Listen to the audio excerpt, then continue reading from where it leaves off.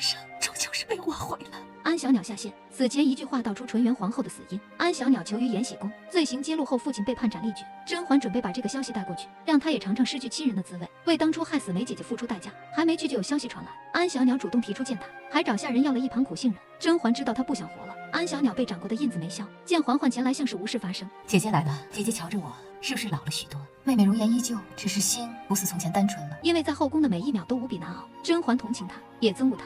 姐姐，反正你我是一辈子的仇人。